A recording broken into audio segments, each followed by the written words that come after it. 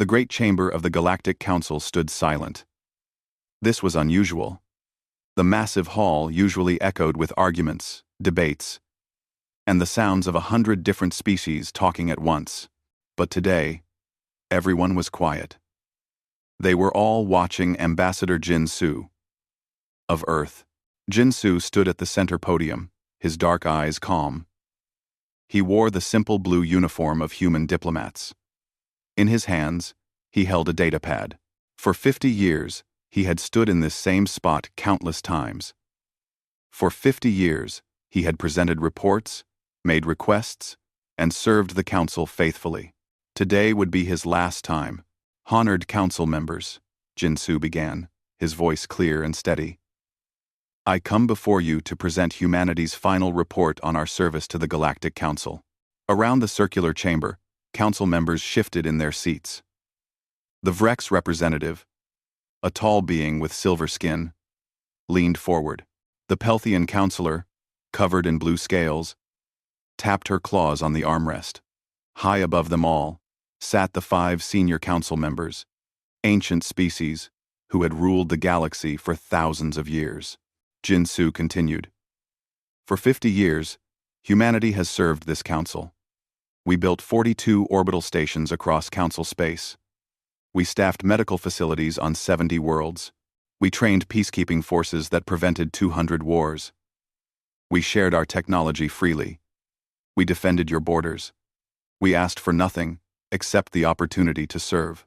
Yes, yes, Counselor Thress of the Zendari interrupted, waving a 3-fingered hand dismissively. We know what you have done, human. Get to the point. Jin-Su nodded slowly. The point, Counselor, is simple. 50 years ago, humanity applied for membership in the Galactic Council. We were told we were too young, too emotional, too unstable. We accepted this judgment. We were promised that after 25 years of faithful service, our application would be reconsidered. The chamber remained silent. Every species present knew where this was going. 25 years passed, Jin-Su said. We applied again. We were told we needed more time. We accepted this. We continued to serve. Now, 50 years have passed. Last month, we applied for membership for the 3rd time. He looked up at the senior council members. Once again, we were denied. The reasons given were the same. Humanity is too young, too emotional, too unpredictable to sit among the great species of the galaxy. Counselor Thress laughed. It was a harsh sound. And now, you come to complain? To beg us to reconsider? How very emotional of you. Creeding 45. Consistent port. Consistent porting. Consistent porting. Consistent porting. Consistent porting forwarding. No, Counselor, Jin-Su replied quietly. I come to inform you that humanity is withdrawing from all Galactic Council operations, effective immediately. The chamber erupted. Dozens of species began shouting at once. Counselor V. of the Pelthians stood up. You cannot simply leave. You have obligations. Contracts. Jin-Su waited for the noise to die down. All contracts signed by humanity included a clause allowing termination with 1 week's notice, provided all current obligations are fulfilled. We have fulfilled them. Every station we built is complete. Every medical facility is staffed through the end of this month. Every peacekeeping operation has trained local replacements. We are leaving exactly as our contracts allow. This is ridiculous, Thress shouted. Where will primitives like you go? What will you do without the Council's protection? Without access to our technology and trade routes? Jin-Su smiled. It was a sad smile. We will see, Counselor. We will see. He bowed once, formally, to the entire chamber. Then, he turned and walked toward the exit. His footsteps echoed in the sudden silence. As the door closed behind him, the council chamber exploded into argument once more.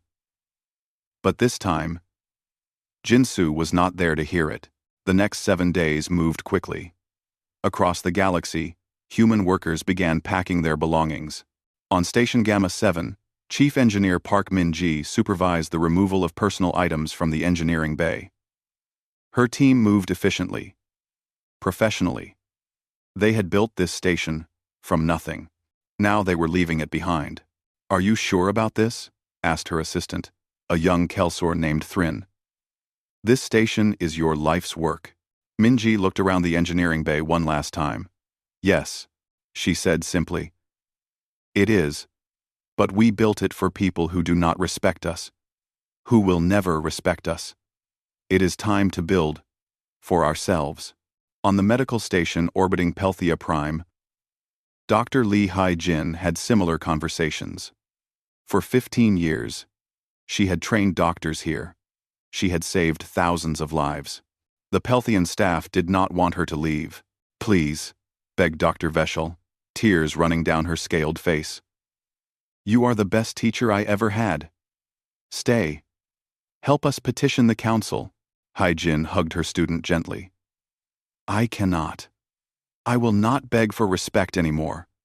But I will send you all my research, all my notes, everything I know. You are ready to continue without me." In the border zones, human peacekeepers withdrew from their posts. Captain Kim Seo-jun stood on the bridge of the patrol ship Guardian, watching the disputed territory between the Kelsor Union and the Drex Empire on his view screen. For 10 years, human ships had patrolled this zone. For 10 years, their presence had prevented war. "Sir," his first officer said quietly, "are we really leaving? Without us, they will start fighting again." Seo-jun's jaw tightened. "We offered to help permanently, to be partners. We were told we were not worthy. We cannot force people to accept help they do not want." By the end of the week, it was done. Every human had left council space. No arguments, no protests, no dramatic speeches. They simply packed their things and left, exactly as they had promised. The council barely noticed at first. Many members celebrated. "Finally," Thress announced to his colleagues, "we are rid of those troublesome humans. Now things can return to normal." But normal did not return. On the 8th day, lights began flickering on Station Gamma 7. The engineering team tried to fix the problem, but they could not understand the human-designed systems. The manuals made no sense to them. They had always just called Min-ji. When something broke, she had always fixed it. On the 9th day, a trade dispute erupted between two merchant clans in the Outer Rim. Usually, human mediators would step in immediately, but there were no human mediators anymore. The dispute turned violent. 12 ships were destroyed. 300 people died. On the 10th day, Councillor Vaesh sat in her office, reviewing reports. Her datapad kept showing more problems. Small things at first, then bigger things. Equipment failures, communication breakdowns, trade route complications. She pulled up the maintenance records for the entire council network. Her eyes widened as she read. Humans had maintained 60% of the council's essential infrastructure. 60%. And nobody had noticed, because everything had always worked perfectly. She looked up at the ceiling of her office. The lights were flickering, just slightly, just enough to notice. Vaesh felt a cold feeling in her stomach.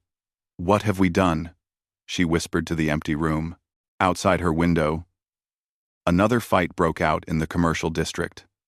Without human peacekeepers, small conflicts were spreading everywhere.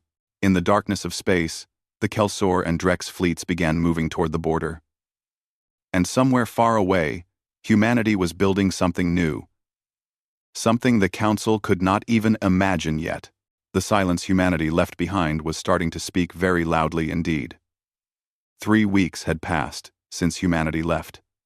Councillor Vaesh sat in the emergency session chamber, watching chaos unfold around her. Every council member was shouting. Some were angry, some were scared. All of them were trying to blame someone else. The reason for their fear was displayed on the massive screen at the front of the chamber. Station Gamma 7, or what was left of it. 200 Pelthian civilians had died when the life support systems failed. The images from the station were horrible.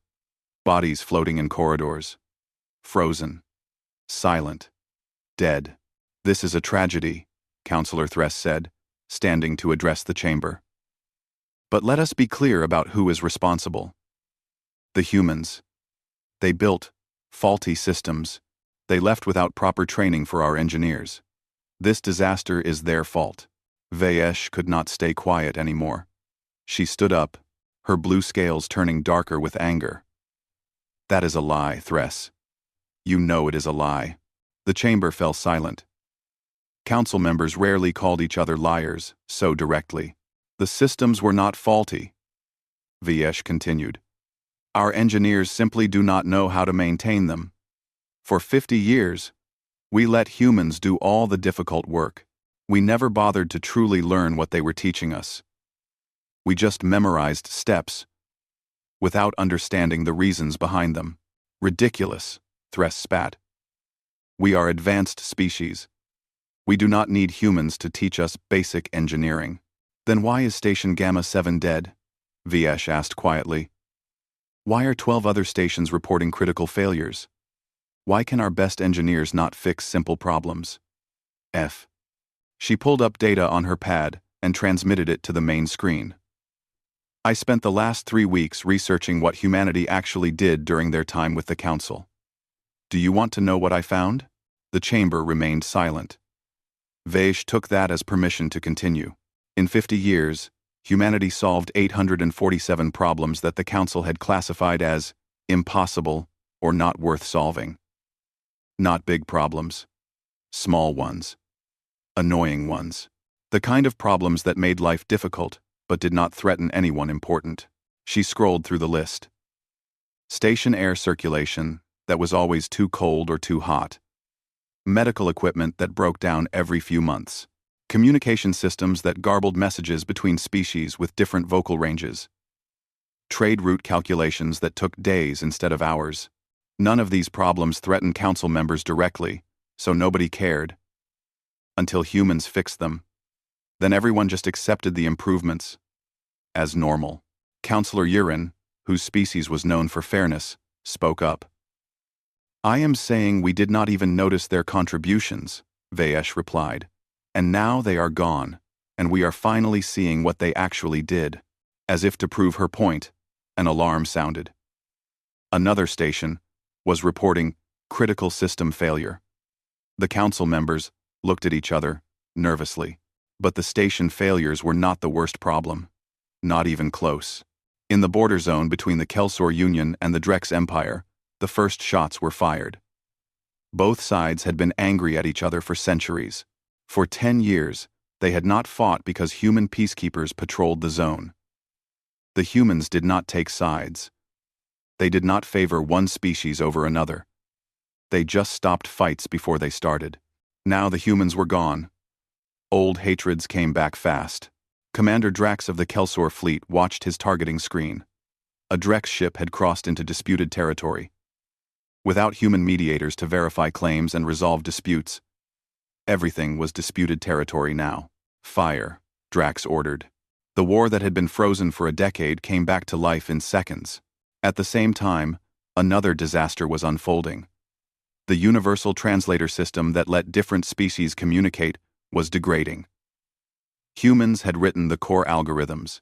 They had updated them constantly, adding new languages, fixing errors, improving accuracy. It was boring work. Background work.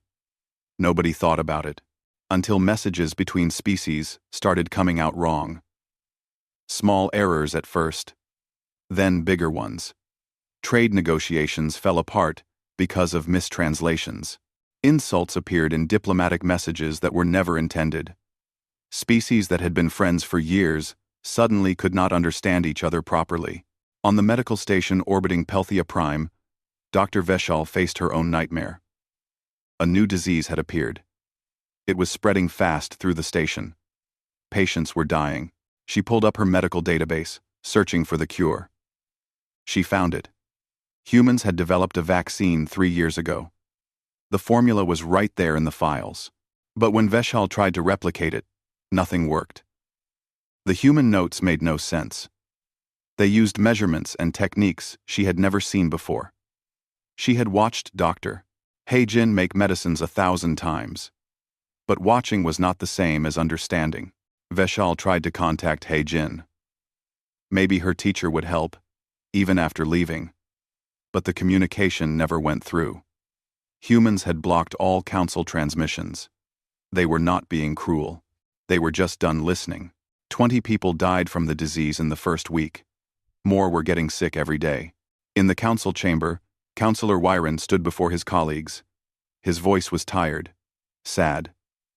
We need to face reality. Our economy is collapsing. Trade routes that took humans weeks to calculate now take us months. Ships are getting lost. Goods are not arriving. Pirates are raiding convoys because there are no human patrol ships to stop them. He paused. And my people are dying from a disease we cannot cure. A disease humans could cure easily. But they are gone. And it is our fault. They are gone. Thress jumped to his feet. No. I refuse to accept this. We are the Galactic Council. We ruled the galaxy for thousands of years before humans even discovered fire. We will restore order ourselves. We do not need them, then do it. Vayesh said coldly. Fix the stations. Stop the war. Cure the diseases. Calculate the trade routes. Do all the things humans did that we never noticed. Do it, Thress. Show us that we do not need them. Thress opened his mouth, then closed it. He sat down slowly. He had no answer. Vayesh looked around the chamber. Does anyone here actually know how to do any of these things? Has anyone here ever tried to learn? We D. Kunsai. Ensais. Take it on 9. We DRD. Take it on 9. Silence answered her. That night, Vayesh could not sleep. She sat in her office, reading reports. Each one was worse than the last. The Kelsor-Drex war was spreading. More stations were failing.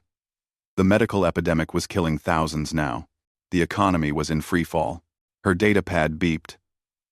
A new message had arrived through unofficial channels. Someone had found a way around the human communication block. The message was simple. Just a news report from independent sources. Vish read it with growing shock. Humanity had not disappeared. They had not run away to hide. They had established their own coalition. They called it the Terran Commonwealth. 40 independent worlds had already joined. Small worlds. Worlds the Council had ignored or exploited. The report included images from Earth's solar system. Vayesh stared at them. In just 3 weeks, humans had built new stations, established new trade routes, and created a thriving hub of activity. The Commonwealth species were working together, sharing resources, making decisions jointly. They looked happy, productive, free. The report included a statement from Ambassador Min Jung, humanity's new Commonwealth representative. Vayesh read it carefully. We left the Council because we realized something important. You cannot earn respect from those who refuse to give it. You cannot fix a broken system from inside when the system does not want to be fixed. We tried for 50 years. We gave everything we had. It was not enough. So we are building something new, something better, and we will never ask to join the Council again. Vish put down her datapad. She looked out her window at the Council city below. Lights were flickering everywhere now. Fires burned in the commercial district. The sounds of arguments and fights echoed through the streets. The great Galactic Council, rulers of thousands of worlds, was falling apart. And somewhere far away, humanity was thriving without them. What have we done? Vayesh whispered again. But this time, she knew the answer. They had taken a gift and treated it like garbage. They had taken teachers and treated them like servants. They had taken partners and treated them like children. And now they were paying the price. The worst part was knowing that humanity had not attacked them, had not threatened them, had not tried to hurt them. Humanity had simply walked away with dignity. That quiet departure was more devastating than any weapon could have been. Vish made a decision. She began writing a report. A real report. One that told the truth about what humanity had contributed. One that explained exactly how much the Council had lost. She did not know if anyone would listen. But she had to try. Someone had to tell the truth. Even if it hurt. Outside her window, another station's lights went dark. 2 months had passed since humanity's departure. The Galactic Council was dying. Everyone could see it now, even those who refused to admit it. 17 wars burned across Council space. The Kelsor-Drex conflict had spread to neighboring systems. Old grudges between dozens of species came back to life, without human peacekeepers to stop fights before they started. Violence spread like disease. Infrastructure failed everywhere. Stations went dark. Medical facilities closed. Trade routes collapsed. The Council's best engineers worked day and night. But they could not maintain systems they did not truly understand. The economy was in ruins. Without accurate trade route calculations, ships carrying food and medicine got lost. Some worlds faced starvation. Others faced epidemics. The Council that had promised protection and prosperity could deliver neither. In the Council chamber, Councillor Thress stood before his colleagues. He looked older now, tired, but still proud, still stubborn. The situation is difficult, he admitted. But we will endure. We always have. We do not need humans to survive. We just need time to adapt. Viesh stood up slowly. She had become the voice of truth in the Council, whether others wanted to hear it or not. How much time, Thress? How many more must die while we adapt? How many more worlds must we lose? Lose? Thress repeated. What do you mean, lose? Viesh pulled up data on the main screen. In the past 2 weeks, 17 Council member species have formally requested to leave and join the Terran Commonwealth instead. 12 more are considering it. We are not adapting, Thress. We are collapsing. The chamber erupted into shouts and arguments. But beneath the noise, there was fear. Real fear. The Council had ruled the galaxy for thousands of years. The idea that it might end was unthinkable. But it was happening anyway. We must act, Councillor Wyron said, his voice cutting through the chaos. We must send a delegation to Earth. We must ask the humans to return. Ask them? Thress laughed bitterly. You mean beg them? The proud Galactic Council? Begging primitives for help? Yes, Yiren said simply. If begging will save lives, then I will beg. The vote was close. But it passed. A delegation would go to Earth. They would offer humanity full Council membership. Surely, Thress thought, the humans would jump at this chance. Surely they would beg to return. He was about to learn how wrong he was. The Council delegation arrived at Earth's solar system 3 days later. What they saw shocked them into silence. The system was transformed. New stations orbited every planet. Massive construction projects floated in space. Ships from dozens of species moved in organized patterns. Trading, building, working together. The whole system buzzed with energy and purpose. This was nothing like Council space, where everything was falling apart. This was a place that was growing, thriving, building something new. Ambassador Minjung met the delegation at the main orbital station above Earth. She was young for a human, perhaps 40 years old. She wore the simple gray uniform of the Commonwealth. Her expression was polite but cold. Welcome to Earth, she said formally. Please, follow me. She led them to a conference room. Through the windows, they could see Earth below, blue and green and beautiful. They could see the construction projects, the ships, the activity. Thress cleared his throat. Ambassador, we come with an offer from the Galactic Council. We recognize that mistakes were made. We are prepared to offer humanity full Council membership, effective immediately. Minjung looked at him for a long moment. Then she said, "No." Thress blinked. "Excuse me? No." Minjung repeated, "We decline your offer." End quote. "You cannot be serious," Thress said. "You pestered us for membership for 50 years. Now we offer it freely, and you refuse?" Minjung sat down and gestured for the delegation to do the same. When everyone was seated, she spoke carefully. 50 years ago, humanity wanted to join the Council because we believed in what the Council represented. Unity. Cooperation. Working together to build something better. We were young and idealistic. We thought if we just proved ourselves worthy, you would accept us as equals. She paused. We were wrong. The Council does not want partners. It wants servants. It wants species it can use and discard. It wants to maintain power, not share it. That is not true, Vayesh said quietly. Or at least, it should not be true. Minjung looked at her with something like sympathy. Counselor Vayesh, you, at least, have tried to tell the truth. I respect that. But one honest voice cannot save a corrupt system. We are offering you everything you asked for. Thress insisted. Full membership. A seat at the council table. Authority over your own affairs. What more do you want? We do not want it anymore, Minjung said. We have built something better. She stood and walked to the window. Come, look. The delegation joined her. Below and around them, the Commonwealth was alive with activity. Minjung pointed to a small ship docking at a nearby station. That ship is from the Pelthian colony of Vesh Minor. Your council ignored them for decades.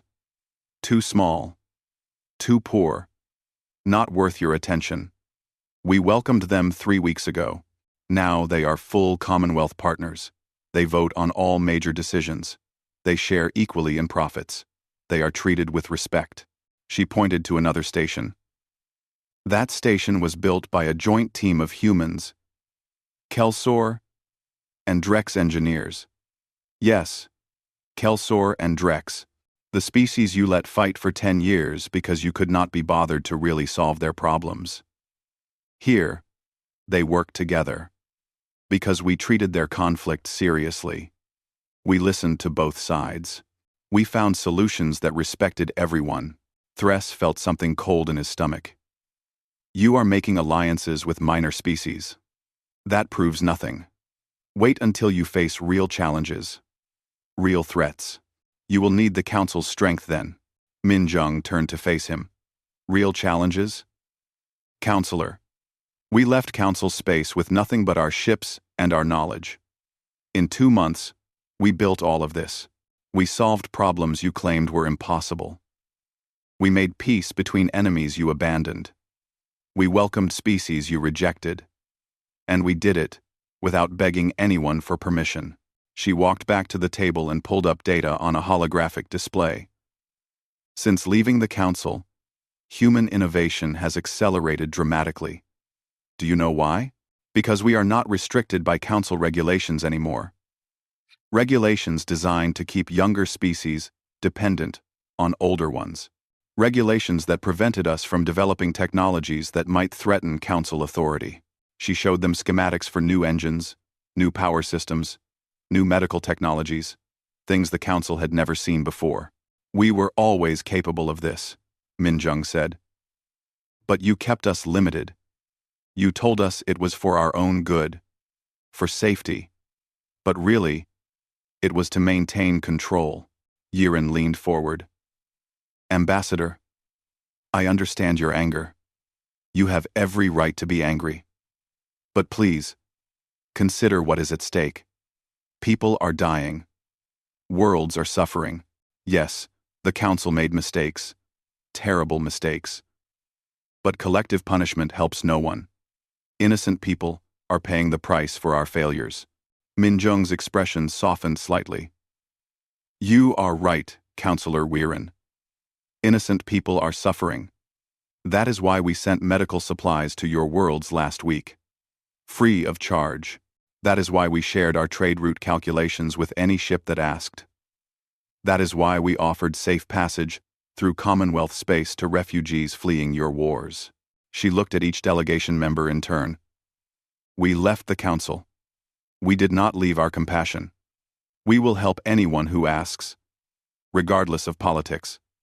But we will not rejoin a broken system. We will not put ourselves back into chains, even golden ones. Thress stood abruptly. This is a mistake. You are young, arrogant. You think you can rebuild the galaxy in 2 months? You will fail. And when you do not come crawling back to us. We will not fail, Minjung said calmly, and we will never crawl. That is something you do not understand about humans, Counselor. We would rather die standing than live on our knees. The delegation left in silence. Their mission had failed completely. They returned to council space with the worst news possible.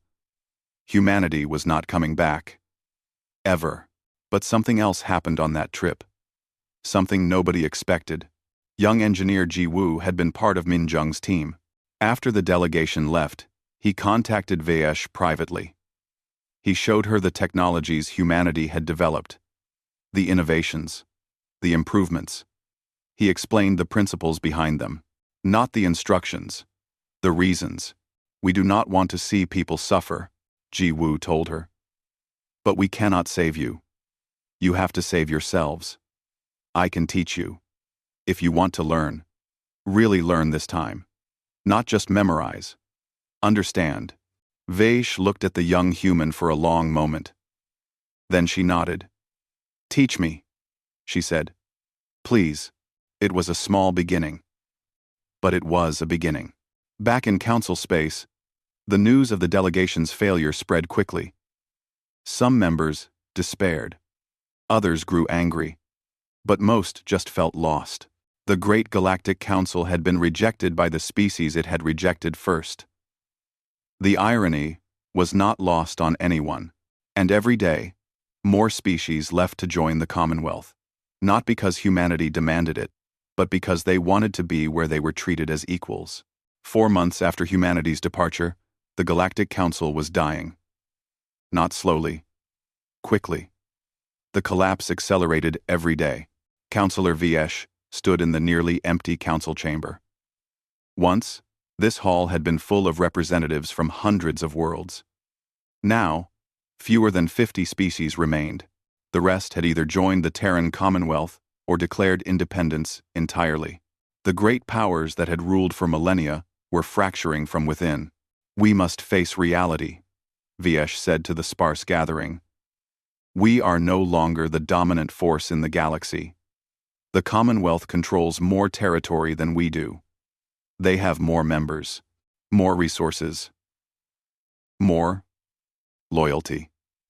More loyalty. Thress, looking older and more tired with each passing day, shook his head. This is temporary. The Commonwealth is new. Exciting. But it will face challenges. When it does, those species will remember where true stability lies. Stability? Vaesh repeated.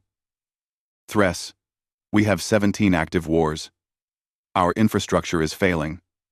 Our economy has collapsed. Our medical facilities cannot handle the epidemics spreading through our space. Before Thress could answer, alarms blared through the chamber. Emergency lights flashed red. A transmission came through on priority channels. It was from the Narration Sovereignty, one of the Council's original founding members. They had been part of the Council for over 3,000 years. This is Prime Minister Kelth of the Narration Sovereignty, a voice announced. We are formally withdrawing from the Galactic Council. Effective immediately. We have accepted membership in the Terran Commonwealth. We encourage all species who value equality and cooperation to do the same. The transmission ended. The council chamber fell silent.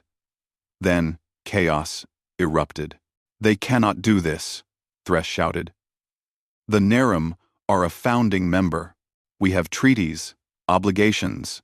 Treaties they are breaking because we broke ours first. Vaesh said quietly.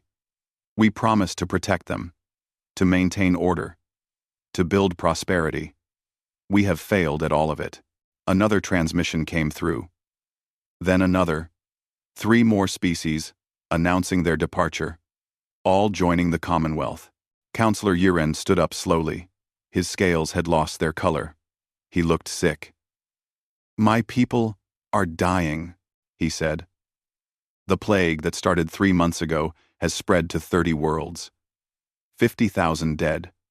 Maybe more. We cannot cure it. We cannot even slow it down." He looked at his fellow counselors with hollow eyes. "I am going to Earth. I am going to ask the humans for help. Not as a counselor. As a person whose people are dying.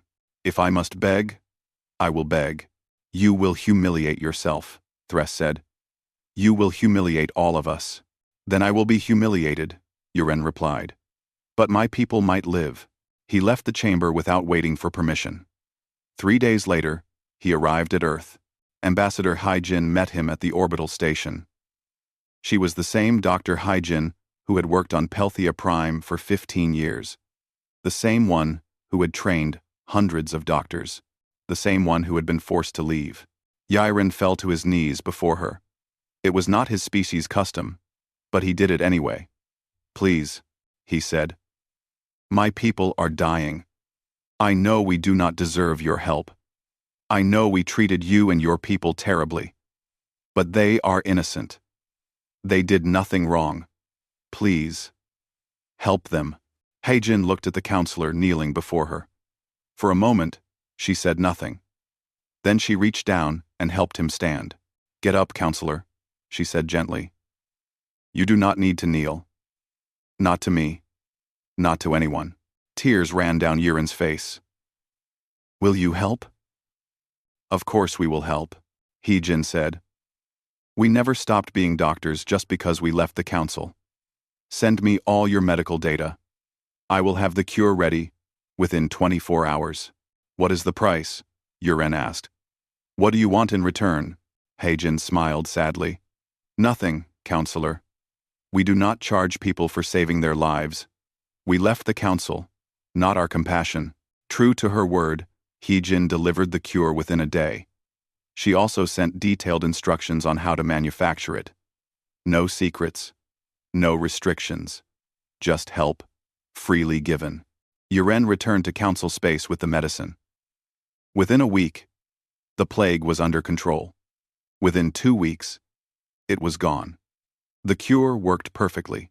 At the next council session, Yiren stood before his colleagues. He was different now. Stronger. More determined. "I have something to say," he announced. "The humans saved my people. They asked for nothing in return. They did not demand apologies. They did not extract concessions. They simply helped because it was the right thing to do." He looked directly at Thress. "They showed me what the council should have been all along. What we claimed to be, but never were. They showed me that strength is not about power. It is about compassion. Leadership is not about control. It is about service." Thress stood up angrily. "So you come back singing the praise of humans? Have you forgotten you are a council member?" "I have not forgotten," Yiren said.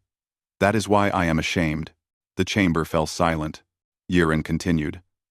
"I am ashamed that we treated the most helpful species in the galaxy like servants. I am ashamed that we denied them equality for 50 years, while they built our stations, healed our sick, and kept our peace. I am ashamed that it took my people dying for me to see the truth." He transmitted data to the main screen. "I spent the last 3 months researching. I wanted to know why we really denied humanity membership. It was not because they were young. Many young species have joined the council. It was not because they were emotional. Most species are emotional. The data showed classified council records, ancient ones. I found the real reason in the archives. Humanity was denied because our predecessors feared them. Not their weapons, not their ships, their philosophy." He pulled up a report written 5 decades ago by the Council's Strategic Assessment Committee. Humans believe in equality. They believe authority should come from merit, not tradition. They believe in helping others without expecting servitude in return. They believe that all species deserve respect, regardless of age or power. Yiren's voice grew stronger. Our predecessors knew that if humanity joined as equals, other species would demand the same treatment. Oppressed species would stop accepting oppression. Weak species would stop accepting weakness. The entire power structure of the Council would be threatened, so we kept them out. We used them.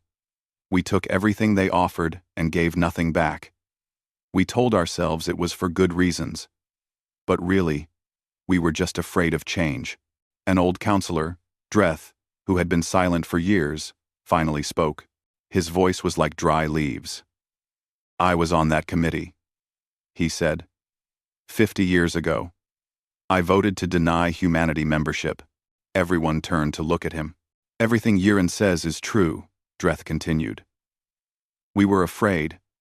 Humans improved so quickly, thought so differently. They did not respect our traditions just because they were old. They asked questions, challenged assumptions, made us uncomfortable. He looked around the chamber. We thought we could control them, use their talents without accepting their ideas. We were fools. You cannot take someone's gifts while rejecting their worth. Eventually, they stopped giving. Thress remained standing, but his voice was quieter now. So what do you suggest? That we dissolve the council? Surrender everything to the Commonwealth? I suggest we face what we have become, Vayesh said, standing beside Yiren. A corrupt system that maintains power through hierarchy rather than merit. That demands respect without earning it. That takes without giving. She looked at the sparse chamber. Most of our species have already left. They saw what we refused to see. The Commonwealth offers them something we never did. Not just membership. Partnership. Not just representation. Equality. More alarms sounded. The Council's military was reporting a crisis. Several member species had tried to forcibly prevent others from leaving. The Commonwealth had responded by sending peacekeeping forces. Human peacekeepers, working alongside Commonwealth partners. The battle was brief. The Council forces were defeated easily. Not because they were weak, but because they had always depended on human tactical support, human intelligence, human logistics. They had never learned to fight without human help. Prisoners were taken. But the Commonwealth treated them well, fed them, gave them medical care, then sent them home with a message. We will not let you hurt innocent people, the message said, but we will not hurt you either. We remember what it was like to be part of a system we did not believe in. We remember feeling trapped. If you want to leave that system, we will welcome you. If you want to stay, we will leave you alone. But we will not let you hurt others. When this message reached the Council, something broke inside Thress. He sat down heavily in his seat. For the first time in months, he looked defeated. We have lost, he said quietly. Not because they defeated us, because we defeated ourselves. Vayesh walked over and put a hand on his shoulder. Yes, she said. But losing is not the end. It can be a beginning, if we learn from it. That night, the remaining council members met in private. No recordings, no observers. Just honest conversation. They talked until dawn. About what they had been, what they had become, what they might be, if they found the courage to change. By morning, they had made a decision. It was a decision that would change everything. They would send another delegation to Earth. Not to demand, not to offer, but to listen. Really listen. For the first time. 6 months had passed since humanity quietly left the Council. Now, what remained of that Council arrived at Earth. Not as rulers, not as authorities. As supplicants who finally understood their place. The delegation was small. Councillor Vayesh led it. Beside her stood Yiren, Dreth, and even Thress. The old Zendari looked broken, humbled, changed. Ambassador Seo Jun met them at the orbital station. He was Ambassador Jinsu's younger brother. Like his brother, he wore the simple blue uniform with dignity and quiet strength. Welcome, Seojun said. Please, come with me. He led them to a conference room, but this one was different from where they had met before. It was circular. The table had no head. Every seat was equal. Through the windows, they could see dozens of ships from species across the galaxy, working together, building together. We have come with a proposal. Vaish began once everyone was seated. The Council recognizes its failures. We offer humanity, full membership, not provisional, not conditional, full membership with all rights and authority. We will even offer humanity a seat among the senior council, if that is what it takes. Seojun listened politely. Then he said, No, we are not interested in joining your council. The delegation had expected this. But it still hurt to hear. We understand, Viesh said. We deserve nothing from you. But please, hear our full proposal. Seojun nodded. I am listening. Viesh took a breath. We propose a complete restructuring of the council. New rules, new principles, based on the Commonwealth model, equality for all members. Decisions by merit and majority, not by ancient hierarchy. Rotating leadership based on competence, not birthright. You want to copy what we built, Seojun observed. Yes, Viesh admitted. We were wrong. About everything. We understand that now. Please, help us build something better. Seojun stood and walked to the window. He looked out at the busy space around Earth for a long moment. When he turned back, his expression was thoughtful. Counselor Viesh, you are asking us to fix your system, to save your council. But we are not interested in saving the council. Thress started to stand angrily, but Viesh put a hand on his arm. She kept her eyes on Seojun. Then, what are you interested in? Seojun smiled slightly. Something better than either of our systems. Something entirely new. He called in several other people. Ambassador Min Jung entered, along with Jiwoo and several Commonwealth representatives from different species. They carried datapads and holographic displays. We have been thinking about this for weeks, Seojun said. The Council is broken beyond repair, but the Commonwealth has problems too. We grew too fast. We accepted anyone who asked, sometimes without proper integration. We have our own disputes to resolve. He pulled up a holographic display showing a new structure. We propose something different. Not the Galactic Council. Not the Terran Commonwealth. Something new. We call it the Galactic Community. The delegation leaned forward to see the details. Every member species has equal representation, Seojun explained. No senior members. No junior members. Just members. All decisions are made by majority vote, with protections for minority rights. Leadership rotates every 2 years, open to any species that can demonstrate competence and popular support. Jiwoo took over the explanation. The community would have 3 core principles. First, we rise together or not at all. No species is left behind. Second, authority comes from merit, not tradition. Leaders must earn their positions through service and skill. Third, helping others is not charity. It is obligation. We all help each other, freely and willingly. Minjung added, this would require both the Council and the Commonwealth to dissolve. Both systems would end. All species would join the community as equals. No one gets special treatment for being there first. No one gets punished for being there last. The delegation sat in stunned silence. Dissolve the Council? The institution that had ruled the galaxy for thousands of years? Thress finally spoke. His voice was quiet, almost broken. You want us to destroy everything we built. Everything we are. No, Seojun said gently. We want you to transform it into something better. You built a council based on hierarchy and control. It served its purpose for a time, but that time has passed.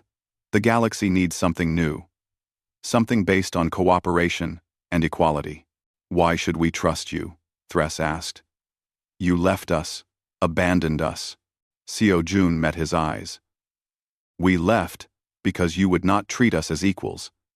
But we never abandoned anyone. We sent medicine to your sick. We shared our knowledge with anyone who asked. We protected refugees fleeing your wars. We helped you even when you refused to help yourselves. He paused. We do not want revenge, Counselor Thress. We want partnership. Real partnership. But that requires you to let go of the idea that some species are naturally superior to others. Can you do that? Thress looked at his hands. They were shaking. He admitted. For my entire life, I believed in the Council. In our superiority. In our right to rule. You are asking me to believe I was wrong about everything.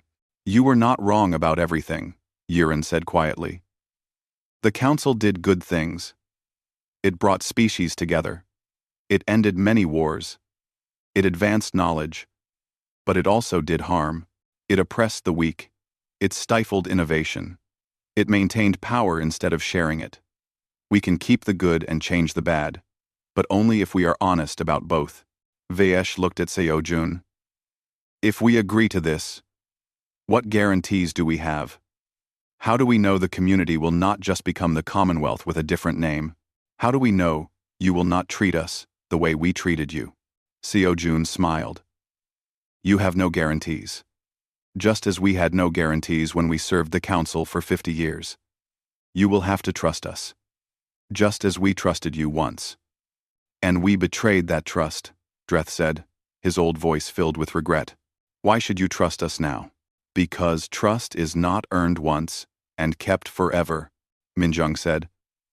It is built daily through actions. You hurt us. But you are trying to change. That is something. Not everything, but something. Jiwoo pulled up more data. We have a detailed plan for the transition. It will take 2 years. Both the Council and Commonwealth will continue operating during that time, but under the new community charter, all species will have time to adjust. To learn the new systems. To build new relationships. We will make mistakes, Seo Jun added. All of us. Humans included. But in the community, mistakes are opportunities to learn, not reasons to punish. We will work through problems together, as equals. The delegation spent hours reviewing the proposal, asking questions, raising concerns. The human negotiators answered everything honestly. They did not hide difficulties or pretend everything would be easy. Finally, Vaesh stood. I speak only for myself now, not for the Council, but I believe this is right. The Council is dying because it deserved to die, but the people in Council space do not deserve to suffer. This proposal gives us a chance to build something better. I support it. Yuren stood beside her. I also support it. My people were saved by human compassion. It is time we learn to show the same compassion to others. Dreth stood, slowly because of his age. I am old. I may not live to see the community fully established, but I want to spend my remaining years building something good, not defending something broken. I support this. Everyone looked at Thress. He remained seated, silent, struggling. Finally, he spoke. For months, I told myself that you were wrong. That humans were arrogant children who did not understand how the galaxy works. That you would fail and come crawling back. He stood slowly. But you did not fail. You built something beautiful. Something that works. Something that people want to join. And I am sitting here in a room where I am treated as an equal. Even after everything I did to hurt you. Tears ran down his face. It was the first time in his long life that he had cried in front of others. I was wrong. About everything. About you. About the Council. About what leadership means. I am sorry. For all of it. Seo-jun walked over and offered his hand. Thress looked at it. In council culture, equals shook hands. Superiors did not touch inferiors. Thress had never shaken a human hand before. He took it. They shook. Equals. Apology accepted, Seo-jun said. Now let us build something worthy of forgiveness. The proposal went to every species in both the Council and Commonwealth. The vote took 2 weeks. The result was overwhelming. 89 species voted to join the galactic community. 7 voted against. 2 abstained. The Council and Commonwealth officially dissolved on the same day. Representatives from every species met on a neutral station to sign the community charter. It was written in simple language that any species could understand. It fit on 2 pages. It said everything that mattered. At the signing ceremony, Ambassador Seo-jun gave a short speech. Our species left the Council quietly 6 months ago. We did not leave to punish anyone. We left because we learned something humans know too well. Sometimes, you cannot fix a broken system from inside. Sometimes, you have to walk away and build something new. He looked around at the representatives from dozens of species. You asked us to answer for our worth, to prove we deserved respect. We answered not with words, but with actions. We built. We helped. We showed compassion even to those who showed us none. Now, the galaxy has answered for all of you. Not whether you deserve respect, but whether you will give it. That was always the only question that mattered. He gestured to the charter. This document says something simple. We are all equal. We all matter. We all help each other. No species is superior. No species is inferior. We are all just people, trying to build a good life for ourselves and our children. The Council believed in hierarchy. The Commonwealth believed in cooperation. The community believes in both and neither. We believe in people, in potential, in the idea that together we are stronger than any of us alone. He picked up the signing stylus. Today, we begin again. Quieter, humbler, wiser. Together, one by one, every representative signed.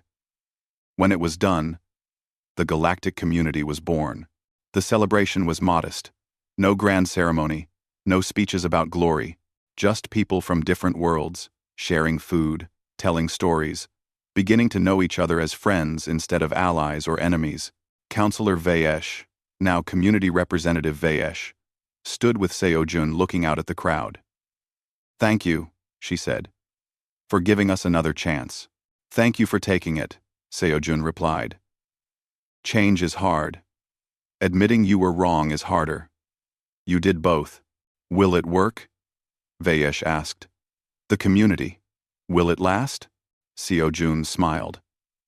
I do not know. Maybe. Maybe not. But it is worth trying. That is all we can ever do. Try. And when we fail, try again better. Thress approached them hesitantly. May I speak with you? He asked Seo-jun. Of course, Seo-jun said. Thress struggled with his words. I need you to understand something. When I opposed humanity, I was not evil. I was afraid. Afraid of change. Afraid of losing everything I knew. Afraid that if humans were equal to me, it meant I was worth less somehow. I understand, Seo-jun said. Fear makes us do foolish things. But recognizing that fear is the first step to overcoming it. I want to learn, Thress said, to really learn.